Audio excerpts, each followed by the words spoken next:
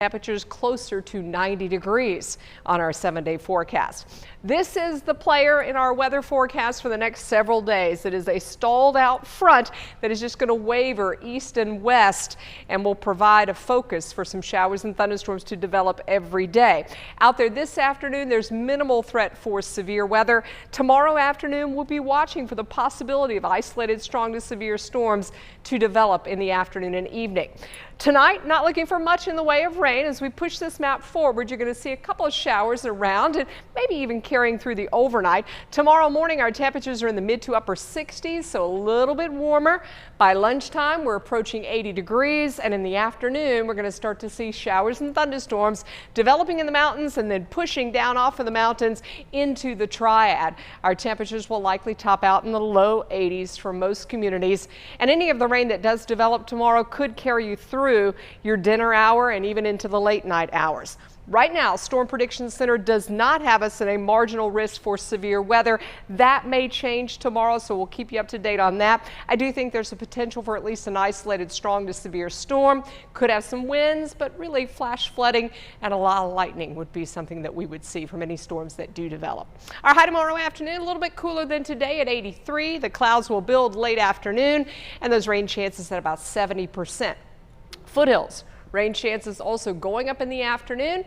High temperature about 81. And we'll look for those storms to push through the mountains as well, starting around lunchtime and then continuing into the afternoon. So here's your 7-day forecast. We'll show those temperatures a little cooler than normal Thursday and Friday. Those are wet days. And then we're going to be seeing drying out for Saturday and Sunday and heating up into next week. Checking out traffic for right now. Here's a live look at I-40 at Elm Eugene Street. This is in Greensboro, where things look really good. No delays in this particular area, but we'll let you know if anything backs up throughout the Piedmont Triad. A little bit of a slow and go in one of the lanes out there, but it's not causing traffic to come to a complete halt. We're getting closer to flu season, and researchers have a new warning: the way you could catch the virus.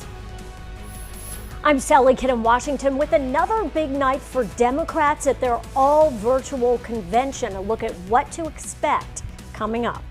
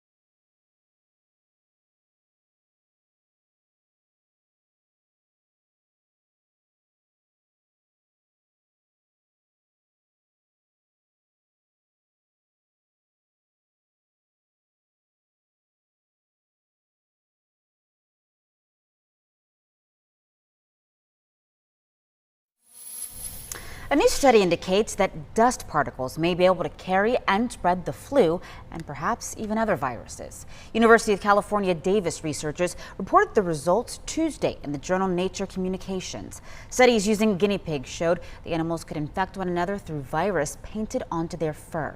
Tissues soaked with virus and allowed to dry could send off possibly infectious particles when crumpled. The researchers say that means dried influenza virus remains viable in the environment for a period of time on things like tissues. Horses and livestock are safe tonight, out of the way of a fire burning in Salinas, California. Volunteers in the area's local SPCA chapter spearheaded this operation you're about to see. Members of the Marine Equestrian Association got the call Sunday afternoon that about 45 animals really needed to be evacuated from the area. Members hooked up their trailers to help transport these animals and to make it to an intake on-site location. Many of the volunteers are staying there past midnight to make sure all of the animals are taken care of.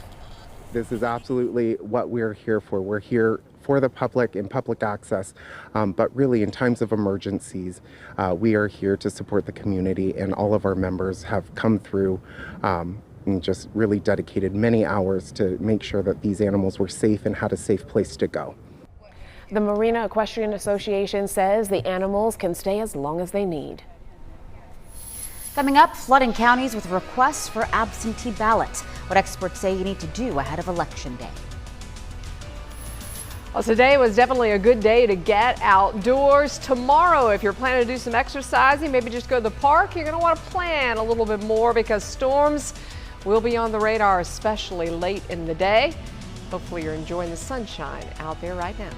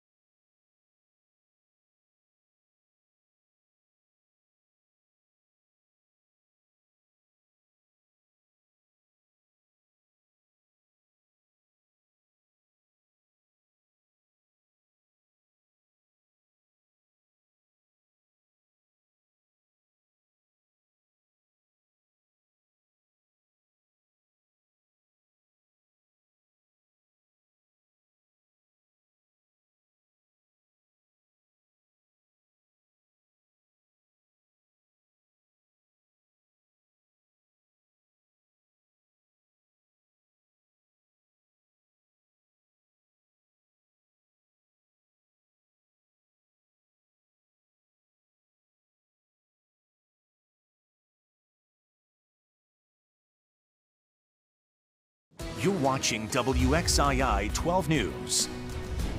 Well, we learned today about another 1,200 people who have tested positive for the coronavirus. And that includes some test results from yesterday that missed a deadline because of a delay at a commercial lab. We've also learned nearly another 50 people died from the virus in the last 24 hours, bringing the total to nearly 2,400. More than 146,000 people have tested positive for the virus since March. Most have recovered. The largest UNC system school in the Triad is back in class. UNC Greensboro is operating with a mix of online, in-person, and hybrid instruction. Social distancing and face coverings are required on and off campus. Officials are distributing masks to everyone who doesn't have one. UNCG leaders say students should take this virus seriously. Campus leaders say they're monitoring the impact of COVID and will change plans if conditions get worse.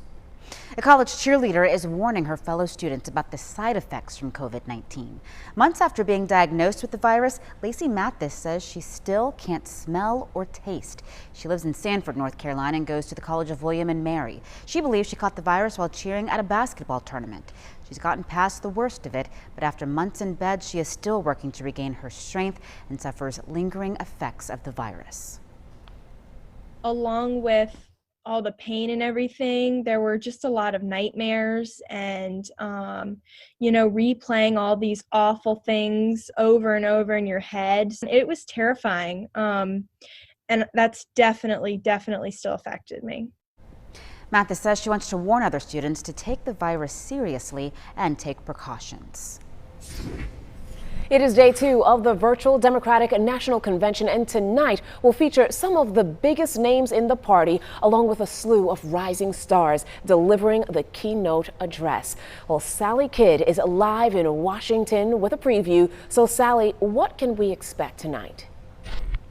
Well, Talitha, you'll be hearing a lot about leadership tonight. That is the theme of the evening. It will culminate with a roll call vote that will look unlike any other convention of the past.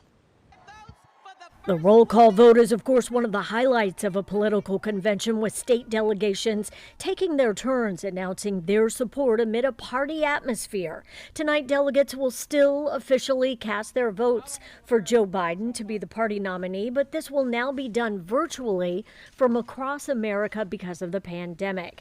Here's another interesting twist to look for this evening. Speeches from 17 rising stars in the party will give a new kind of keynote address. The DNC calls it a young and diverse collection of elected leaders who will offer different perspectives and ideas. One of the things that is fascinating about what we're seeing is a very produced convention that is bringing a lot of voices in. And I think it is compelling to people to watch because the scenery is changing so much.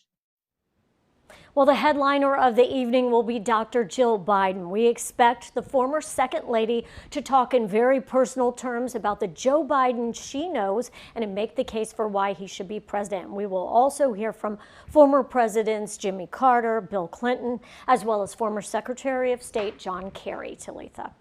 All right, thank you so much, Sally. Before you go, so far, though, we haven't heard too much on the policy front. Will that be different tonight? Yeah, that could be on purpose, Talitha. I mean, tonight they're going to spend a few minutes highlighting Joe Biden's positions on health care and national security. But as political analyst Laura Brown points out, the Democrats, remember, are trying to create as big a tent as possible here to draw in disaffected Republicans as well as Bernie Sanders progressives. So they don't necessarily want to get into the weeds on policy or get too ideological. They want to talk about leadership and about Joe Biden's character to lead this country. Back to you. All right, Sally Kidd, live in Washington. Thank you so much. NBC News will air special coverage of both conventions. Tune in to WXI 12 News tonight at 10 o'clock for details. Those reports will be every night of both conventions. The RNC starts Monday and lasts through Thursday of next week. A Department of Homeland Security cyber official is warning that patience will be key for the upcoming general election. Director of the Cybersecurity and Infrastructure Security Agency, Chris Krebs, says an unprecedented surge in absentee ballots may delay results, and he has this plea for voters. So that's why we need everyone to be a more patient voter, to wait until the vote is certified and we know who the winner is. Have a little bit of patience. This one's going to be worth it. Election officials also tell the National Investigative Unit lines at the polls may be longer this November since fewer older Americans are volunteering as poll workers during the pandemic. Learn more right now at our Hub for Commitment 2020 coverage on WXII12.com. New at 5, a convicted murderer will be released from prison. He was found guilty of murder in the death of Michael Jordan's father.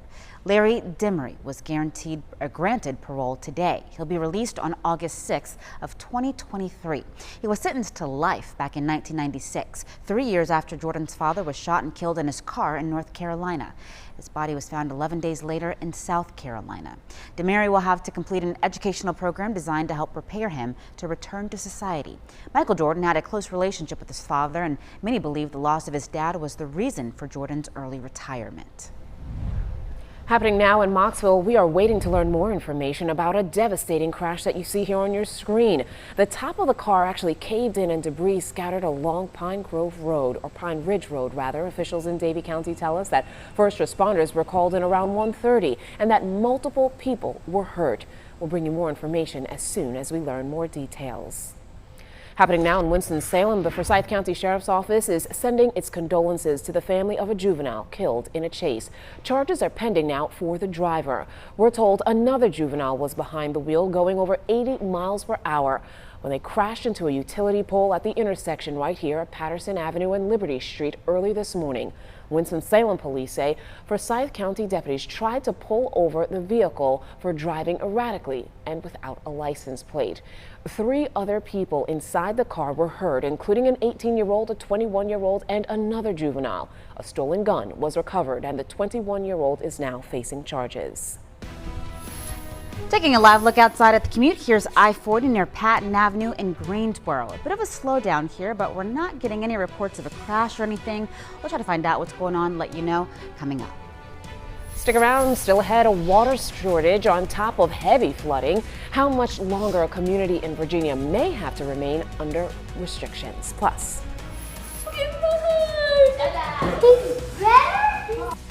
a dad in Arizona is hugging his kids after weeks in isolation. What he wants everyone to know about the coronavirus. but first, here's a look at how stocks finished up on Wall Street. We'll be right back after this quick break.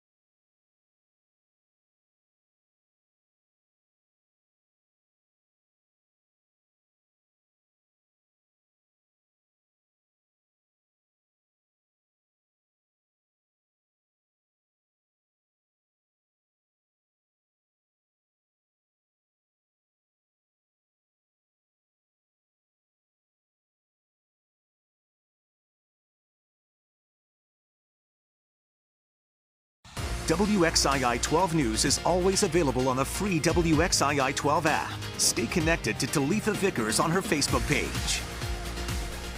Nearly a foot of rain in Virginia is leading to emergency water restrictions in the area. This weekend's rain caused historic flooding along Swift Creek in Chesterfield. As you see here, parts of that community saw nearly 10 inches of rain, and all that water flooded out 2 to 3 of the water supplies in the county, leading to water restrictions for essential uses only.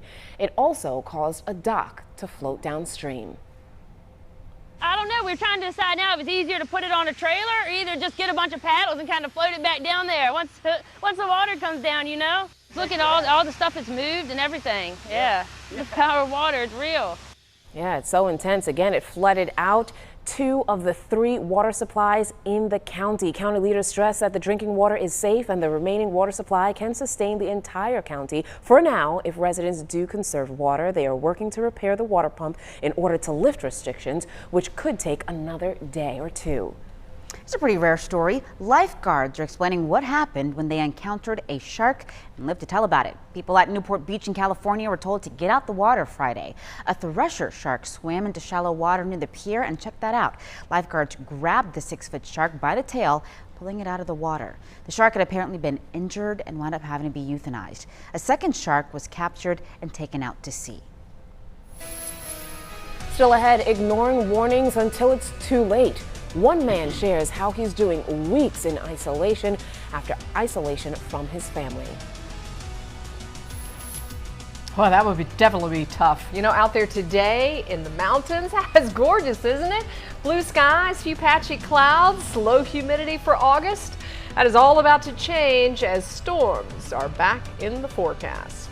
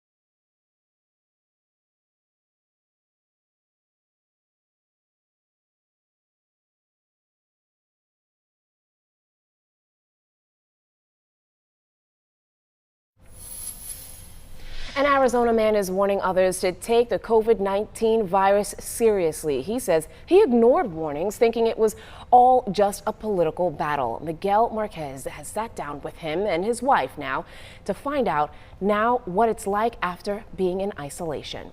Bit of a fever once. Ryan Sandstrom, husband and father of 4, got so sick with the coronavirus. My fear when I was in quarantine is I don't know if I've hugged my wife for the last time, which is really hard to think about. And I was really, really grateful when I got to be with them again. Life's good. For 17 days, Sandstrom held up in a room in their home, meals served on paper, trash piled up. When he finally emerged, he hugged the kids. He hugged his wife and sobbed. It was terrifying to think. There were some times where it was like a 5-hour stretch where you slept in the middle of the day and I just kept poking my head in the door like, is he still breathing? Is he still okay? Early on, the Sandstroms took the virus seriously. Then, like many Americans, stopped paying close attention when they felt the virus became political. I think my mistake was assuming that just because people had made it political, that therefore it was wrong. So what I realized, that this is genuine, this is real, this is not some made-up thing. The virus attacked Sandstrom's lungs. Every time I would breathe in, it felt like there was an ice pick just stabbing in my lungs. Then it attacked the lining around his heart, swelling it. You thought you were having a heart attack? 100%. Yeah. So I had radiation down my left arm and a little bit of numbness down my left arm. Right.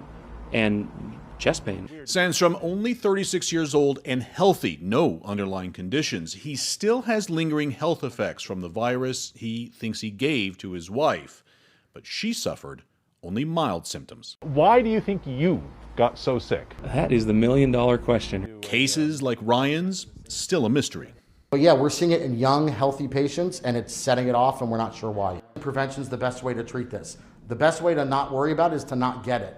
The Sandstroms speaking to us in the hope others will avoid what they suffered. I feel like there are still some that don't believe it's as bad as it can be. I feel like there's some that just blame the politics of it. The virus is real. I'm a healthy guy, and it really beat me up. A hard lesson. The Sandstroms today, closer, stronger, more alive than ever. Wow.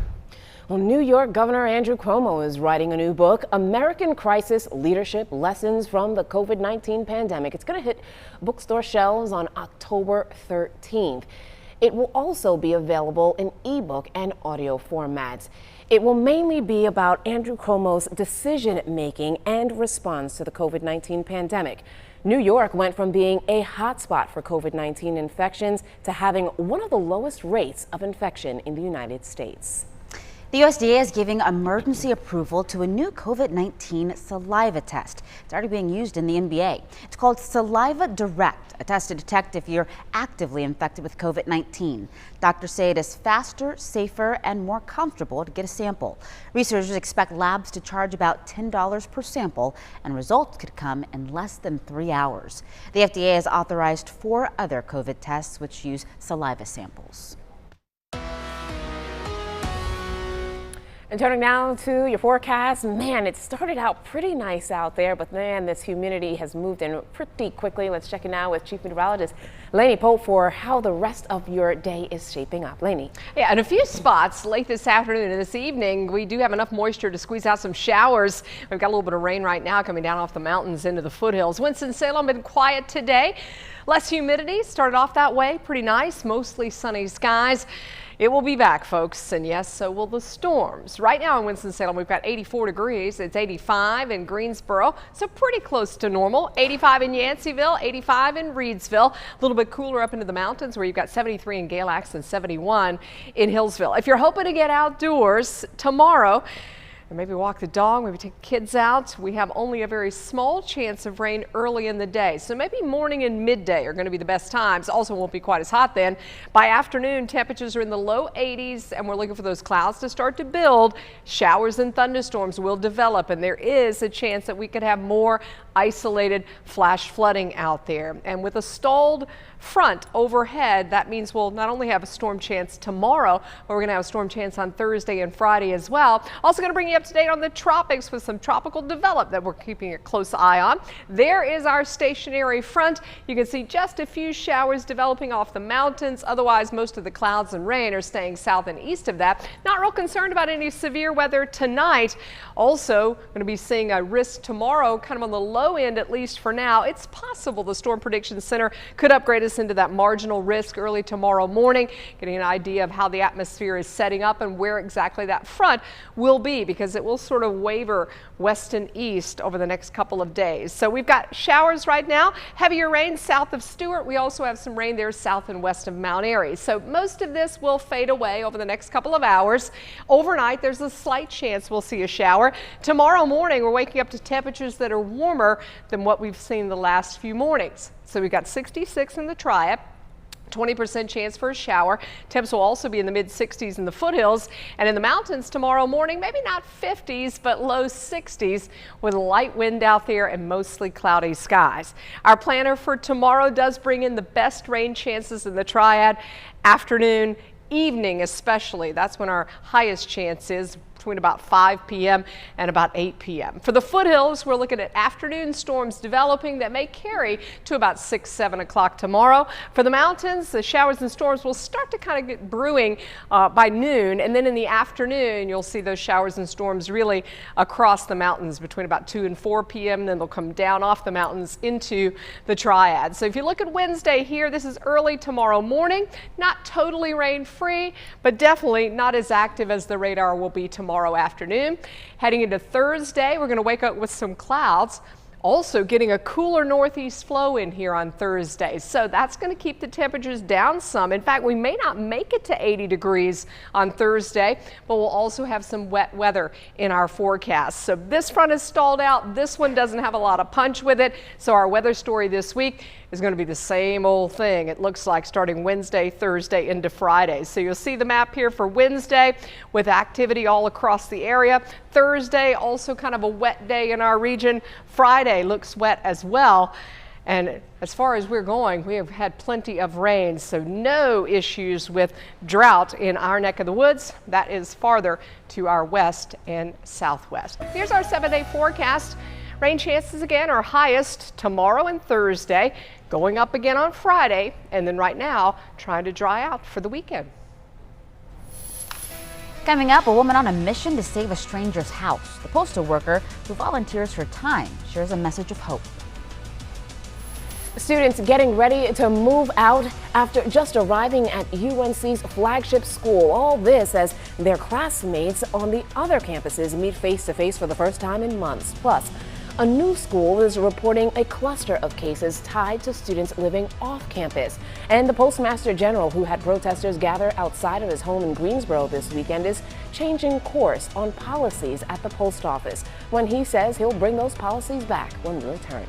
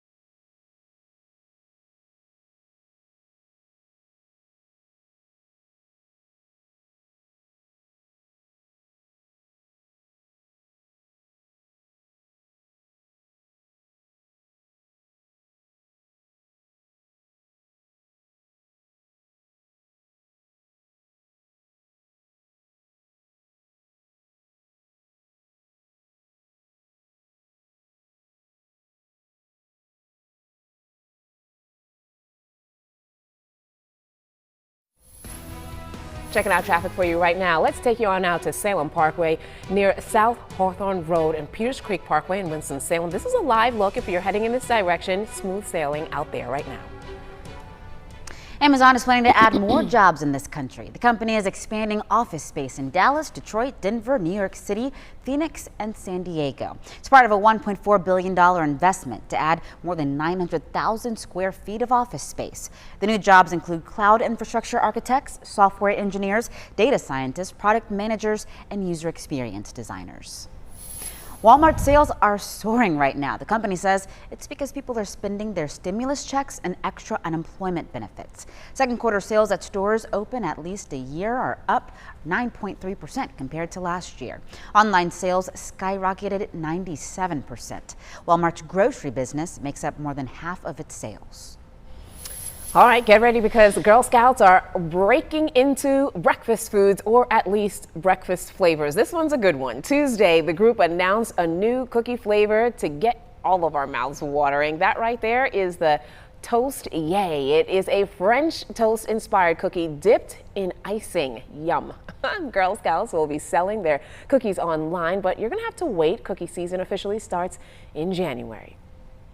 A woman in Kansas City is a hero to people in need during this pandemic. Kelly Eckerman saw her in action, helping a stranger who's now a friend.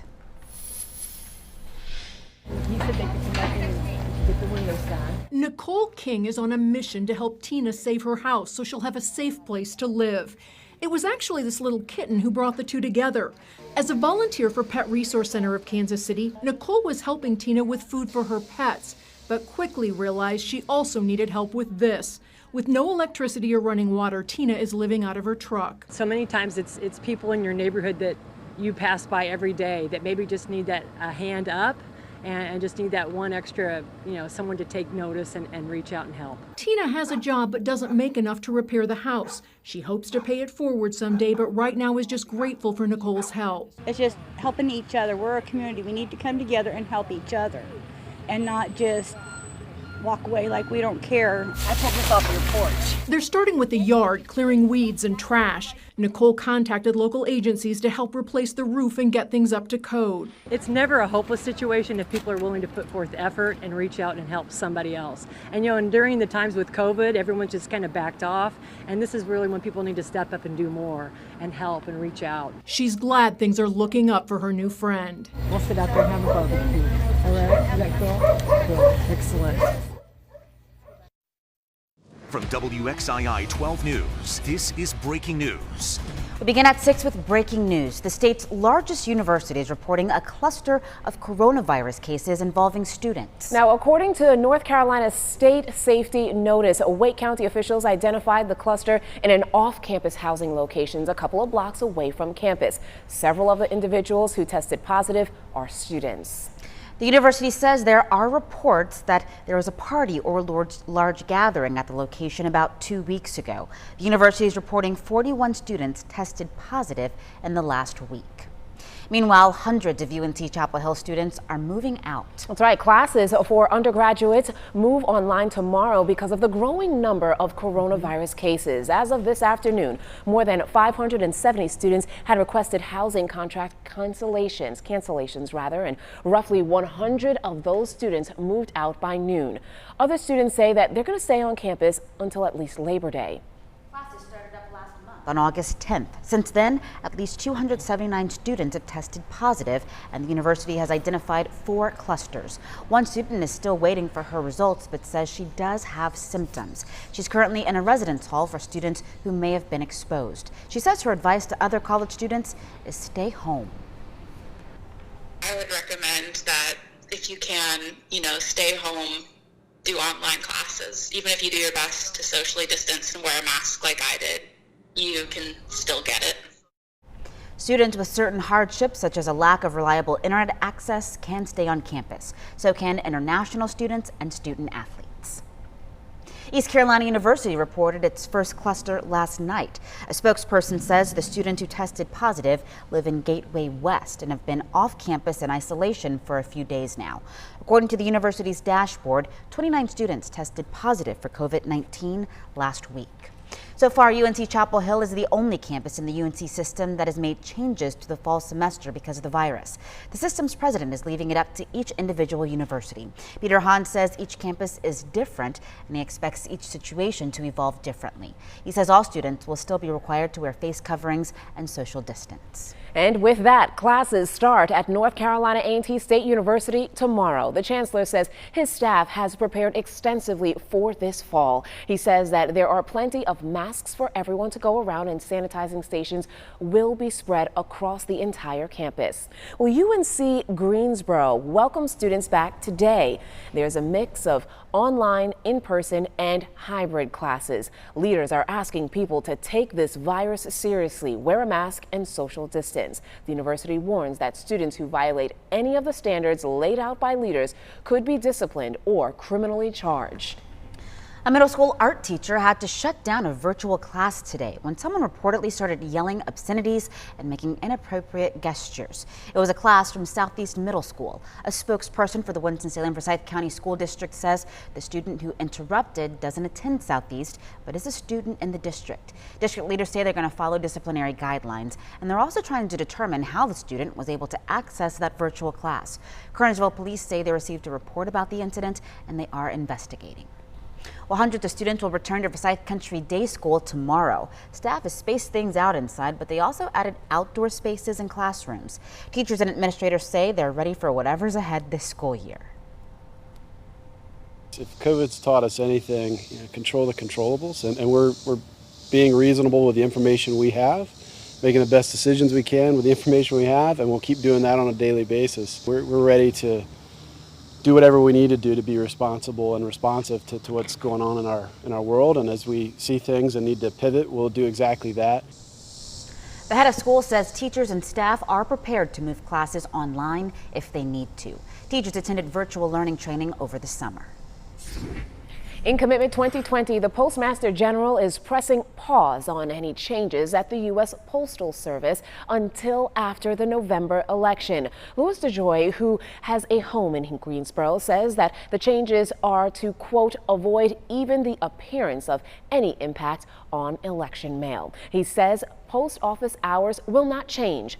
Mail processing equipment and collection boxes will stay where they are. No mail processing facilities will be closed and overtime will be approved. Now, the postmaster is preparing to testify before Congress this week, and Bill O'Neill explains. The delay comes as President Trump complains almost daily about voting by mail, claiming without evidence that it is subject to fraud. The man he has chosen to run the U.S. Postal Service, Louis DeJoy, has come under fire both for his cost-cutting measures as well as his business connections to the U.S. mail. Postmaster General Louis DeJoy and Robert Duncan, the head of Postal Service's Board of Governors, are both scheduled to testify before a Senate committee this upcoming Friday. DeJoy is a major Republican donor who contributed more than $1 million to the Trump campaign. Duncan is the former head of the Republican National Committee. Mr. DeJoy has also agreed to testify before a House committee on Monday. In a letter to the FBI, House Democrats call for a criminal investigation into DeJoy's handling of the Postal Service, noting, quote, there is overwhelming evidence that Postmaster General DeJoy and the Board of Governors have hindered the passage of mail. Over the weekend, protesters gathered outside DeJoy's Greensboro home, calling for him to resign as Postmaster General. While the president has warned against voting by mail, North Carolina's Republican Party urges its members to take advantage of voting by absentee ballot. We strongly support absentee voting. We actually have mailers that are going out to voters right now, encouraging them to participate in the absentee voting programs. Members of the House are expected to come back to Washington this Saturday to vote on legislation blocking DeJoy's overhaul of the Postal Service and provide $25 billion in additional funding. Democrats complain that DeJoy's cost-cutting measures, such as eliminating overtime for postal workers, undermines the upcoming election. Several reports question whether Mr. DeJoy has a conflict of interest as Postmaster General. His former company, which he still has a financial interest in, has a financial relationship with the Postal Service. Mr. DeJoy says in a statement Quote, I take my ethical obligations seriously, and I have done what is necessary to ensure that I am and will remain in compliance with those obligations. In Greensboro, I'm Bill O'Neill, WXII 12 News. Thanks, Bill. The Democratic National Convention continues tonight. Today, Democrats are focusing on leadership. The party will highlight 17 so-called rising stars.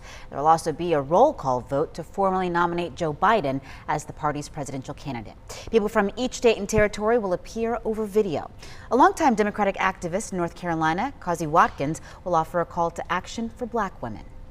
NBC News' special coverage of the DNC continues tonight. Lester Holt and Savannah Guthrie will lead the coverage beginning at 10 tonight. The speakers will include former President Bill Clinton and Representative Alexandria Ocasio-Cortez. The Republicans will hold their national convention next week. Some business meetings will still happen in Charlotte, but the president says he's going to give his acceptance speech from the White House. Tonight, you can still see a lot of damage from the historic earthquake near Sparta. It's been more than a week since this rocked our state, but the recovery is far from over. Justin Schreier is in Allegheny County with more on the extent of all of the damage that you see here behind me and what happens next. And officials now say more than 500 buildings were damaged in the town of Sparta after that historic 5.1 magnitude earthquake hit. You can see some of the damage here. Now, that earthquake also toppled over 2 chimneys here at this home as people continue to try and pick up the pieces and figure out what's next. The town of Sparta is still recovering, and more than a week after an intense earthquake hit, Sisters Alice and Mary say the sound of destruction is still fresh in their minds. It sounded like the house was blowing up. Everything was moving, everything was falling, and she was screaming, "Get out of here, get out of here." But instead of an explosion, the 2 sisters who had lived inside this home for nearly 55 years experienced the strongest earthquake to hit this area in more than 100 years. The house was going like this, twisting, and things were dropping, and we were hearing loud drops, you know, and we knew we had to get out. The quake destroyed their home, making it uninhabitable.